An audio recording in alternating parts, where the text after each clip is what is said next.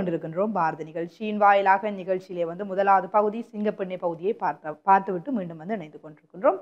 அந்த வகையிலுமே தொடர்ச்சியாக நாங்கள் பார்க்கின்ற போது பெண்ணாளுமை பகுதியை பார்க்க இருக்கின்றோம். பெண்களுக்கான ஆளுமை மிக்க பெண்களை நாங்கள் அடையாளப்படுத்துகின்ற முகமாக இந்த நிகழ்ச்சியில நேர்காணலும் அமைந்திருக்க போன்றது. அந்த நேர்காணலின் வாயிலாக பெண்கள் எவ்வாறு முன்னேறி கொள்ள முடியும், பெண்கள் எதிர்நோக்குகின்ற சவால்கள் என்ன போன்ற பல்வேறு விடயங்களும் நாங்கள் பார்க்க இருக்கின்றோம். அந்த வகையிலுமே இன்றைய நாளிற்கான பெண்ணாளுமை பகுதியும் காத்திருக்கிறது, பார்க்கலாம்.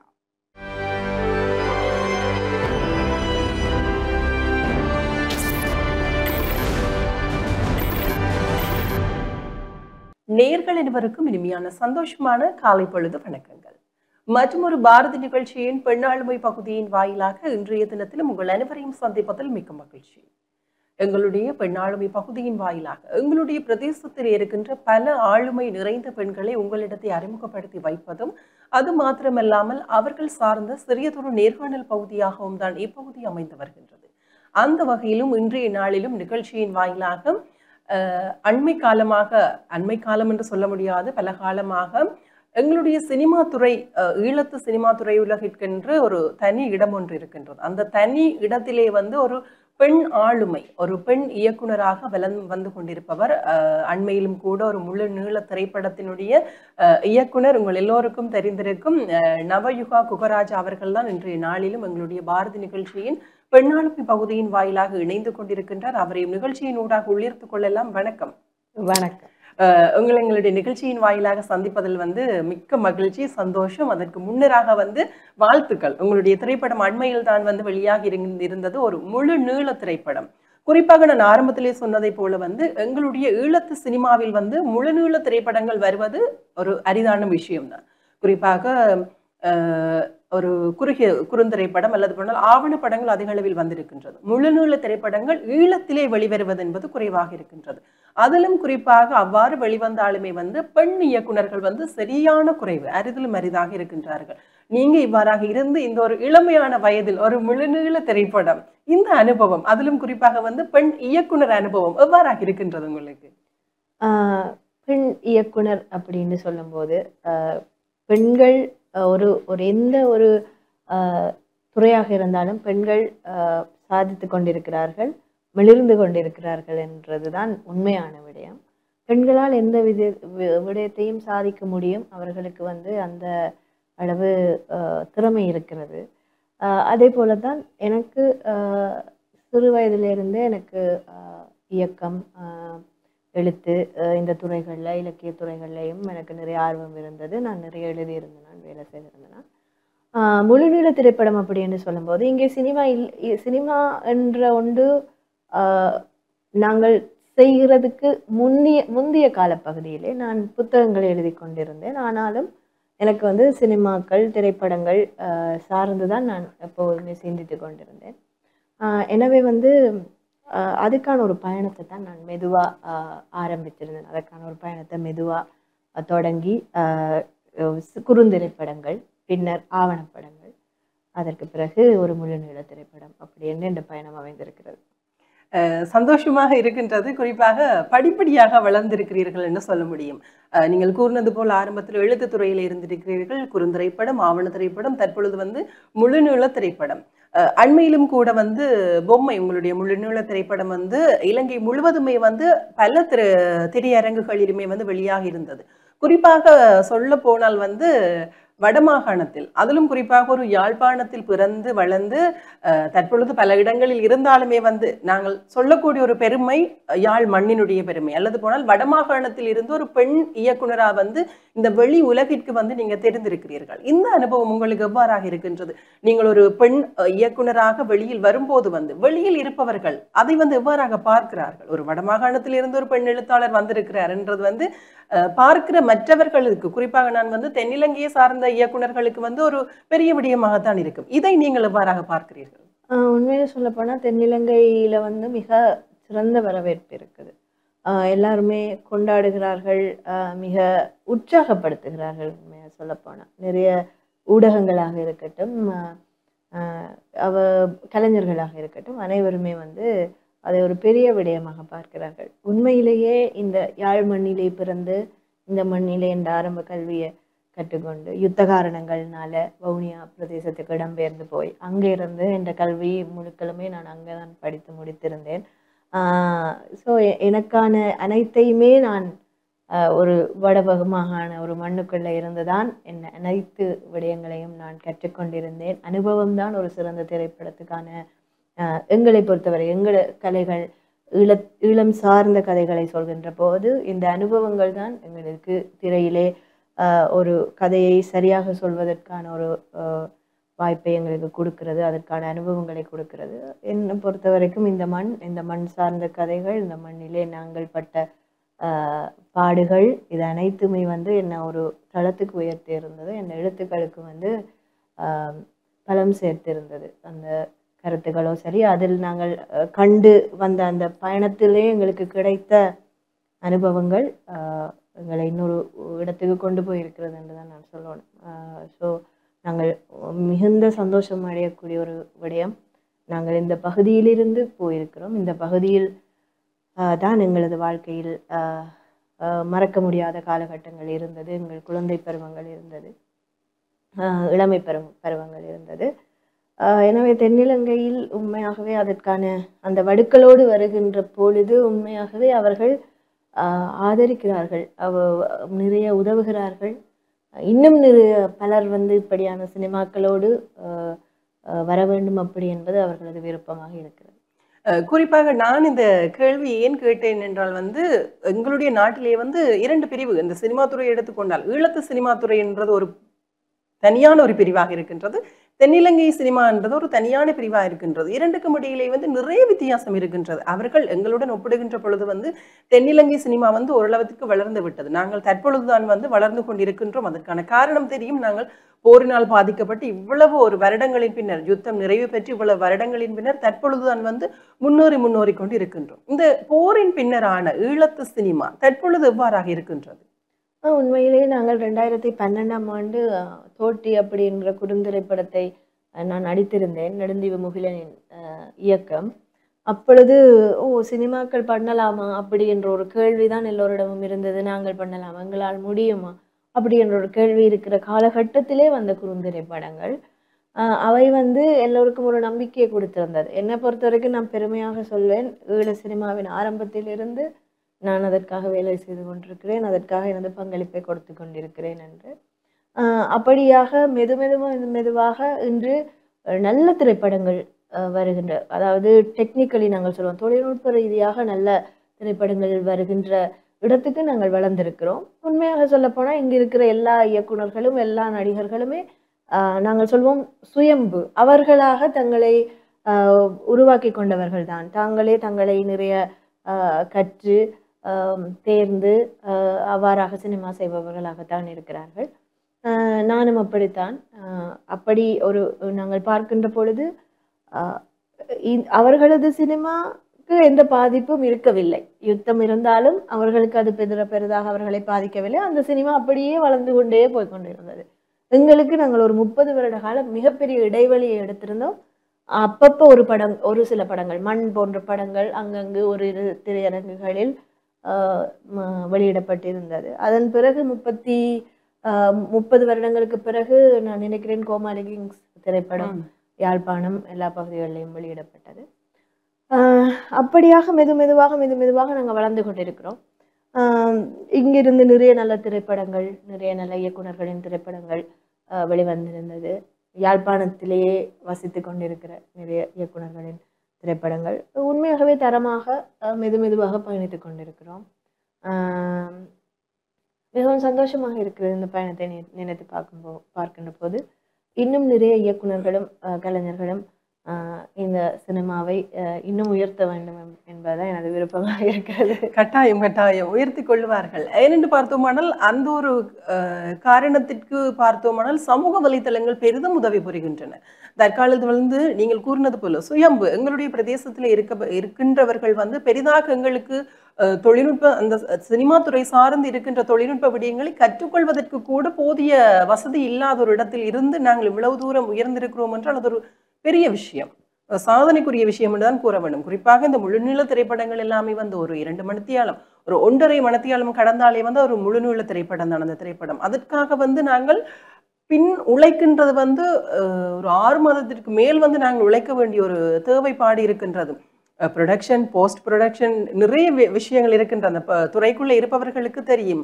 நாங்கள் அனுபவம் இல்லாமல் இவ்வளவு விஷயங்களையும் கடந்து பயணிப்பது வந்து எங்களுக்கு மிகப்பெரிய ஒரு சாதனை தான். இன்னும் எங்களுக்கான வளங்கள், நாங்கள் படித்துக் கொள்வதற்கான, கற்றுக்கொள்வதற்கான, அனுபவித்துக் கொள்வதற்கான வளங்கள் இருந்தால் நாங்களுமே வந்து இன்னும் பல ஒரு சாதனை படிகளை வந்து கடக்கலாம் என்பது என்னுடைய கருத்தாக இருக்கின்றது. நிச்சயமாக இது இப்பொழுது நாங்கள் ஒரு ஒரு 50 நிமிடங்களுக்கு மேற்பட்டது முழு நில திரைப்படம் என்று கருதப்படுகிறது. 50, 55 அப்படி சில இடங்களில் வந்து 70 நிமிடங்களுக்கு மேற்பட்டது முழு நில திரைப்படமாக கருதப்படும். அது கொஞ்சம் அதாவது கேட்டால் போல் இருக்கிறது. உண்மையாகவே முழு நில திரைப்படம் என்றது நீங்கள் சொன்னீங்கள் 6 மாச பயணம் என்பது மிக குறுகிய பயணம். எந்த பயணத்தை நீங்க பார்த்தீங்கன்னா 10 வருடத்துக்கு மேற்பட்ட பயணம். ஒரு ஸ்கிரிப்டை வச்சு அதை வந்து ஒரு தயாரிப்பாளரை நாங்கள் அணுகிற வரைக்குமே ஒரு பெரிய காலகட்டம் இருக்கும். தயாரிப்பாளர் ஒருவர் கிடைத்த பிறகு படத்துக்கான வேலைகள் இருக்கும். நாங்கள் அதில் நிறைய வேலை, ப்ரீ ப்ரொடக்ஷன் நிறைய வேலை இருக்கும். அதே போல் ஷூட்டிங் இருக்கும். அதுக்கு பிறகு நாங்கள் போஸ்ட் ப்ரொடக்ஷனில் ஒரு மிகப்பெரிய காலம் எங்களுக்கு செலவானது. நாங்கள் கிரைசிஸ், எக்கனாமிக் கிரைசிஸ், பொருளாதார வீழ்ச்சி ஏற்பட்ட நேரத்திலே நாங்கள் அதை படப்பிடிப்பு செய்திருந்தோம். என்னால் அதை தாண்டி வந்திருந்தோமாக இருந்தால் இதை விட மிகப்பெரிய பண விரயத்தை நாங்கள் ஏற்படுத்த வேண்டி இருக்கப்பட்ட காரணத்தினாலே அதன் பின்னர் ஒரு வருடம் நாங்கள் ஃபெஸ்டிவல் காக வெயிட் பண்ண வேண்டிய அதுக்காக நாங்கள் ஒரு வருடத்தை செலவழித்திருந்தோம். எல்லா திரைப்பட விழாக்களுக்கும் நாங்கள் அனுப்பிய பிறகு அதுக்கு பிறகு ரிலீஸுக்காக நாங்கள் வெளியீட்டுக்காக ஒரு நாளை தெரிவு செய்வதற்காக ஒரு காலம் எங்களுக்கு எடுக்கும். ஏனென்றால் இலங்கை முழுவதும் வெளியாக வேண்டிய தேவை இருக்கும்போது அதற்கு மிகப்பெரிய பிரயத்தனம் செய்ய வேண்டி இருக்கிறது. ஸோ அதற்கான காலம் இப்படியெல்லாம் சேர்ந்து பார்த்தால் ஒரு படத்துக்கு ஒரு மிகப்பெரிய காலகட்டம் எடுக்கிறது. அது அவ்வளவுமே ஒரு மிகவும் பொறுமையாக செய்கின்ற ஒரு தவம் போன்ற ஒன்று அப்படி என்றுதான் நான் சொல்ல. கட்டாயம் குழந்தையை பிரசவிக்கும் போல் வந்து இவ்வளவு காலம் செலவழித்து வந்து ஒரு பெண்ணாக இருந்து செய்திருக்கிறீர்கள். உண்மையில் வந்து ஒரு மெச்சக்கூடிய ஒரு விஷயம். நீங்க சொல்லும் பொழுதுதான் வந்து இவ்வளவு காலம் செலவாகி இருக்கின்றதா என்பது தெரிகின்றது. பலருக்குமே வந்து தெரியாமல் இருக்கின்றது. திரையரங்குகளில் சென்று பார்ப்பவர்கள் வந்து திரைப்படங்களை திரையரங்குகளில் சென்று பார்ப்பவர்கள் எல்லா விதமான விமர்சனங்களையும் சொல்லிவிட்டு போவார்கள். அதன் பின்னால் இருக்கின்ற வலி, அதன் பின்னால் இருக்கின்ற அவர்களுடைய இந்த நேரம், பண விரயம் எதுவுமே வந்து தெரியாமல் வந்து விமர்சிக்கிறார்கள். விமர்சனம் நல்லதுதான். நாங்கள் வளர்வதற்கான ஒரு படியாக இந்த விமர்சனங்களை வந்து எடுத்துக்கொள்ளலாம். இருந்தாலுமே வந்து சிலருடைய விமர்சனங்கள் வந்து சற்று ஏற்றுக்கொள்ள முடியாத அளவுக்கான ஒரு விமர்சனங்களாக இருக்கும். குறிப்பாக இந்த ஈழத்து சினிமா துறையிலே இருக்கக்கூடிய ஒரு விமர்சனம், தற்காலத்தில் இருக்கக்கூடிய ஒரு விமர்சனம், இந்த போருக்கு பின்னர் நாங்கள் வளர்ந்திருக்கின்றோம், இவ்வளவு தூரம் வளர்ந்திருக்கின்றோம். ஆனால் பலருமே வந்து கூறக்கூடிய ஒரு விமர்சனம் என்னென்று பார்த்தோமானால், உங்களுடைய சினிமா எல்லாமே வந்து உங்களுடைய போர் சார்ந்ததாகவே இருக்கின்றது. ஏன் அதை விட்டு நீங்க வெளியே வர மாட்டீர்களா? அதை விட்டு வெளியே ஒரு கதையை எடுத்து அதை வந்து நீங்கள் திரைப்படமாக்க முயற்சிக்க மாட்டீர்களா என்பது வந்து பலருடைய ஒரு விமர்சனமாக இருக்கின்றது. இந்த கருத்தை நீங்க ஒரு தயாரிப்பாளராக இயக்குனராக இவ்வாறாக பார்க்கிறீர்கள்? நீங்க தயாரிப்பாளர் என்று கூட சொல்லலாம். நான் நிறைய குறுந்திரைப்படங்களை நான் தயாரித்திருக்கிறேன். அதனால உண்மையாகவே போர் என்றது, யுத்தம் அப்படி என்றதை பற்றின படைப்புகள் ஏன் வருகிறது என்றதை முதல் எல்லாரும் சிந்திக்கணும். ஏனென்றால் நாங்கள் பாதிக்கப்பட்டிருக்கிறோம், எங்களது சமூகம் பாதிக்கப்பட்டிருக்கிறது. எங்களுக்கு எங்கே பார்த்தாலும் யுத்தம் சார்ந்த கதைகள் தான் எங்கள் கண் முன்னாலே கொட்டி கிடக்கிற போது நாங்கள் வேறு கதைகளை எடுக்கின்ற போது எங்களுக்கே வந்து என்னவாக இருக்கிறது என்றால், இவ்வளவு பாதிப்புகளோடு இவ்வளவு கதைகள் எங்களிடம் இருக்கும்போது இது ஒரு சாதாரண கதையாக எங்களுக்கு தெரியும். முதலாவது பிரச்சனை அதுதான் என்று நான் நினைக்கிறேன். இப்பொழுது நாங்கள் 2 கதைகளை எடுக்கிறோம் என்று வைங்களேன். ஒன்று சாதாரண பிரச்சனை, ஒன்று மற்றது வந்து யுத்த சூழலில் ஏற்பட்ட ஒரு பிரச்சனை. இதுல எதுக்கு எங்களுக்கு டெப்த்ன்னு நாங்கள் சொல்லுவோமே, எது கூடவாக இருக்குதுன்னு பார்த்தால் அது யுத்தம் சார்ந்த ஒரு பிரச்சனை தான் அவ்வளவு பெருமதியானதாகவும், அதே பெருமதியானது என்று நான் சொல்வது வந்து ஒரு ஸ்கிரிப்டிங் அவ்வளவு முக்கியமானதாகவும் உங்களுக்கு இருக்கும். ஒரு ஃபில்ம் மேக்கர் ஒருவருக்கு அது அப்படித்தான் இருக்கு. அப்படி சொல்கின்ற போது நாங்கள் அவங்களை பிழை சொல்ல இயலாது. இப்போ நான் எனது பொம்மை படத்துல நான் எப்படியான ஒரு விடயத்தை முயற்சி செய்திருக்கிறேன் என்று சொன்னால், யுத்தம் என்று சொல்லி நாங்கள் அந்த ஒரு மக்களை வந்து ஒரு ஒரு எப்பவுமே வந்து கவலைப்படுத்துகிற படங்களாக அப்படி சொல்லவும் முடியாது, இருக்கக்கூடாதுன்னு நாங்கள் சொல்லவும் முடியாது. நாங்கள் இன்னொருவரிட ஒருவருடைய தெரிவை வந்து நாங்கள் அப்படி சொல்ல முடியாது. யாராவது ஒருவருக்கு அது சொல்லப்பட வேண்டும் என்றால் சொல்லப்பட வேண்டும். ஆனால் நான் என்ன முடிவெடுத்தேன் என்றால், பொம்மை திரைப்படத்திலே அந்த கதை வந்து யுத்தத்துக்கு பின்னரான ஒரு கதை. அதுல யுத்தம் சார்ந்த யுத்தத்தின் பின்னர் என்றால் யுத்தம் சார்ந்த விடயங்களின் பிரதிபலிப்பாக இருக்கும் அந்த கதை. அப்பொழுது நான் அதிலே சில விடயங்களை சேர்த்திருந்தேன். அந்த அந்த அந்த அந்த கண்ணீரோ கவலையோ எங்களை நிறைய பாதிக்காத அளவுக்கான ஒரு ஸ்கிரீன் பிளே நான் அதுல செய்திருந்தேன். அதற்கு காரணம் என்னென்றால், எனக்கு இன்னும் அழ வைக்கிறதுக்கு விருப்பம் இல்லை. அதை பார்க்கிற போது சிந்திக்க வேண்டிய ஒரு இடத்துக்கு நான் அவர்களை தள்ளி இருக்கிறேன் பொம்மை படத்திலே அப்படின்னு தான் நான் நினைக்கிறேன். 2 காலகட்டங்கள் வருகிறது. ஒரு 1500-2000 வருடங்களுக்கு முற்பட்ட ஒரு காலகட்டமும் அதன் பின்னர் 2015 காலகட்டமுமே நான் 2 காலகட்டத்தையும் ட்விஸ்ட் பண்ணி அது 2ஐயுமே பின்னி பிணைத்து ஒரு ஸ்கிரீன் பிளே திரைக்கதை நான் செய்திருந்தேன். நான் என்ன நினைக்கிறேன் என்றால், அப்படியான விடயங்களை செய்கின்ற போது நீங்க யுத்தத்தை பற்றியே பேசிக்கொண்டு இருக்கிறீர்கள் அப்படின்றது வந்து கொஞ்சம் சற்று மாறுபடும். என்ன செய்கிறது, நாங்கள் வந்து யுத்தத்தை பற்றி தான் கொஞ்ச காலத்துக்கு பேச போறோம். அப்ப அதை வந்து எப்படி கொஞ்சம் அழகா சினிமேட்டிக்கா நாங்கள் சொல்லுவோம், திரையிலே ஒரு நல்ல அனுபவம், திரை படம் அப்படின்றதை நாங்கள் பார்த்து விட்டு போகிற போது இதுல இருந்து எனக்கு ஒரு நல்ல அனுபவம் கிடைத்தது. அதிலிருந்து எனக்கு ஒரு பாடம் கிடைத்தது, அனுபவம் கிடைத்தது என்பதை வந்து பார்வையாளர்கள் அதை உணர வைக்க வேண்டும் என்பது எந்த சினிமாவின் ஒரு எனக்கான ஒரு பாணியாக நான் நினைக்கிறேன். உண்மையாகவே அதை ஒரு விமர்சனமாக சொல்ல முடியுமா என்று எனக்கு தெரியவில்லை. அது அப்படித்தான் இருக்கிறது, கொஞ்ச காலத்துக்கு அப்படித்தான் இருக்கும். ஏனென்றால் எங்களது வடுக்கள் வந்து இன்னும் குணமாகவில்லை. இன்னுமே நாங்கள் தேடிக்கொண்டிருக்கிறோம். இன்னுமே எங்களுக்கு இழப்புகளில் இருந்து நாங்கள் வெளியே வரவில்லை என்னும் போது அது இருந்து கொண்டே இருக்க போகிறது சில காலங்களுக்கு. நாங்கள் சொல்ல முடியாது. இப்ப 2ஆம் உலக யுத்தம், 1ஆம் உலக யுத்தத்தை பற்றிய படங்கள் இப்ப வரைக்குமே வந்து கொண்டிருக்கிறது. அப்படி இருக்கும்போது இங்கே நடந்த யுத்தத்தை பற்றி நிறைய காலங்களுக்கு படைப்புகள் வரும்.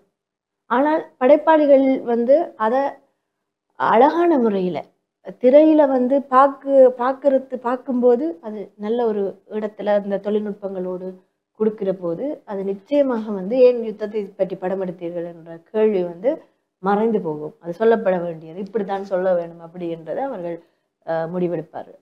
கட்டாயம் இந்த விமர்சிப்பவர்களுக்கு ஒரு மிக விளக்கமான ஒரு பதிலை வந்து கொடுத்திருக்கிறீர்கள். அது விமர்சனமாக எடுக்காவிட்டாலும் கூட பலருடைய கருத்து, பலருடைய வாய்களிலிருந்து வெளிவருகின்ற கருத்து அதுவாகத்தான் இருக்கின்றது.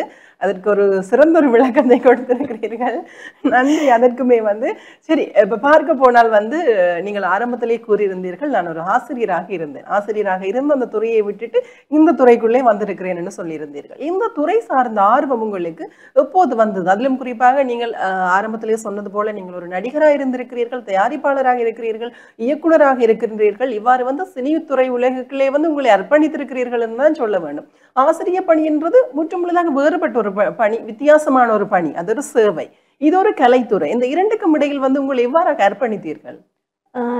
இரண்டையுமே நான் ஒரு ஆசிரியர் துறையில இருக்கும் போதும் நான் படிப்பித்த பாடம் வந்து தகவல் தொடர்பாடல் தொழில்நுட்பம், ஐடி. ஆனாலும் கூட மாணவர்களோடு டிராமா செய்வது, நாடகங்கள், இசை நாடகங்கள், அப்படியாக நிறைய விடயங்களை நான் பள்ளிக்கூடத்திலும் செய்திருக்கிறேன்.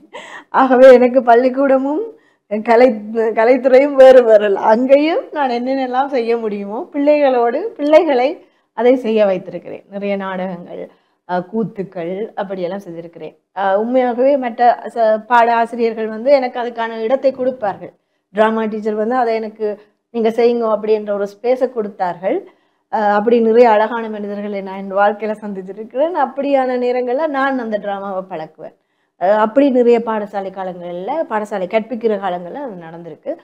நீங்க கேட்டீங்க எப்படி வந்து நான் ஒரு திரைப்பட துறைக்கு நான் எப்படி வருகிறேன் அப்படின்ட்டு. அது வந்து என் வாழ்க்கையின் ஆரம்ப காலகட்டங்கள்ல அப்பா ஒரு இயக்குனர், அப்பா ஒரு நாடக ஆசிரியர், எழுத்தாளர், முதலாவது நாடக சஞ்சிகை அதன் ஆசிரியர், அரங்கம் அப்படி என்ற சஞ்சிகையின் ஆசிரியர் அப்பா VM குகராஜா.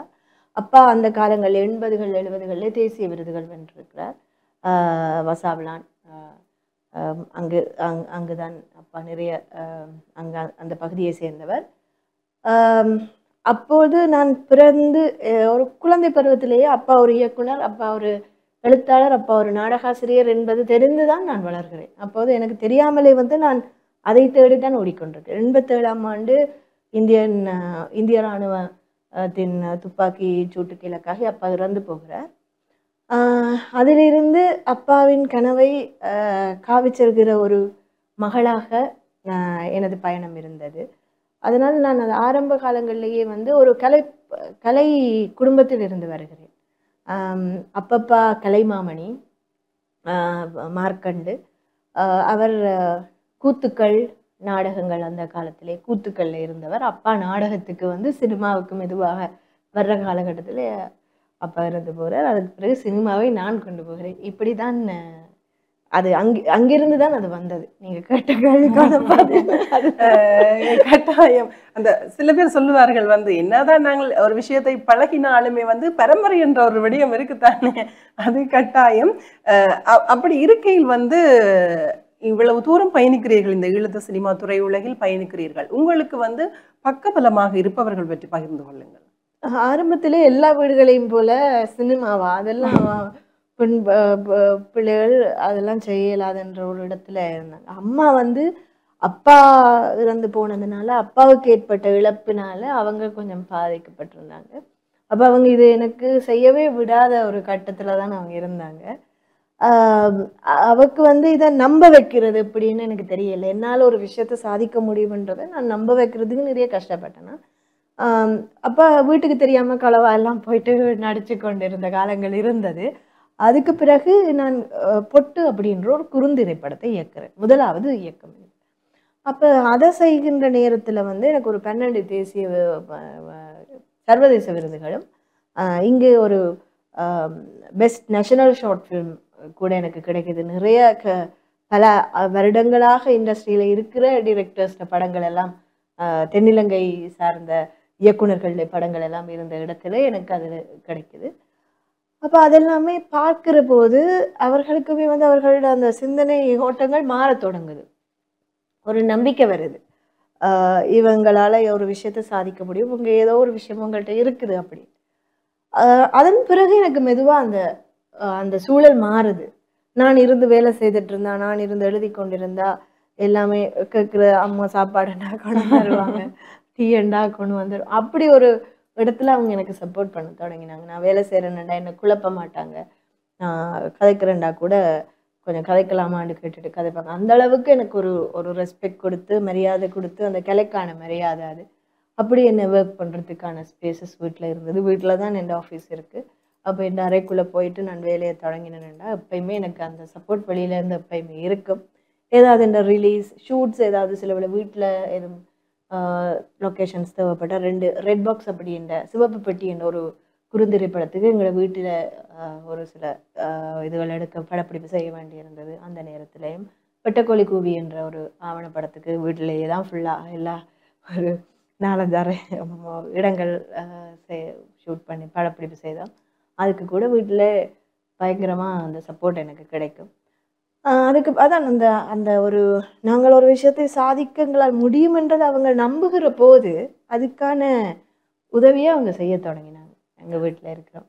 கட்டாயம். குறிப்பாக ஏன் இந்த கேள்வியை கேட்டேன் என்றால் எங்களுடைய பிரதேசத்திலே பெண் பிள்ளைகளை எல்லா விடயத்துக்கும் அனுமதிக்க மாட்டார்கள். நாங்கள் என்னதான் சொல்லிக் கொண்டிருந்தாலும், பெண் விடுதலை பெண் புரட்சி பற்றி கதைத்து கொண்டிருந்தாலுமே பெற்றோர்கள் அல்லது வயது வந்தவர்கள் என்று பார்க்கின்ற பொழுது எல்லா விடயத்துக்குமே பெண்களை அனுமதிக்க மாட்டார்கள்.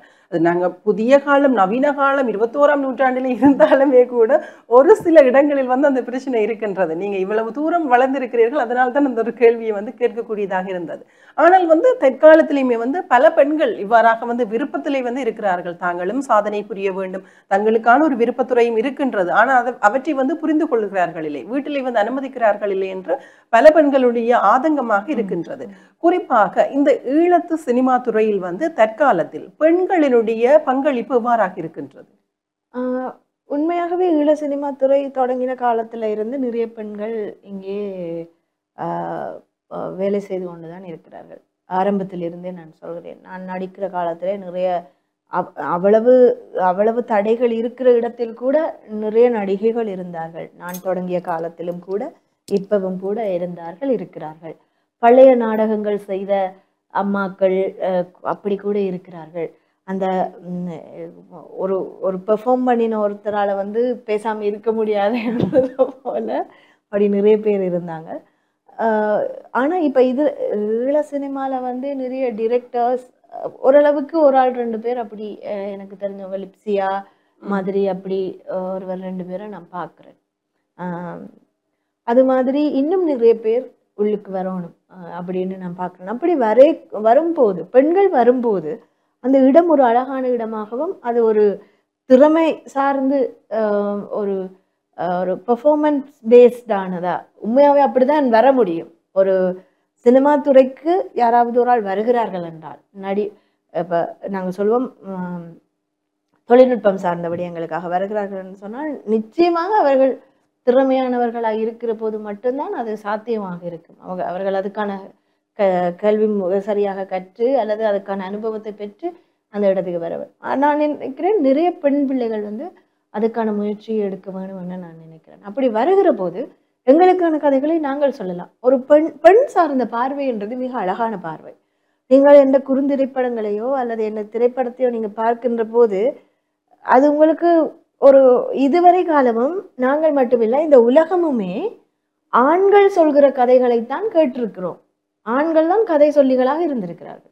அவர்கள் என்ன சொன்னார்கள், நான் அதில் பிழை சரியெல்லாம் நான் சொல்லவே இல்லை. அவர்களுக்கு என்ன தெரியுமோ அதைத்தான் அவர்கள் சொல்லியிருந்தார்கள்.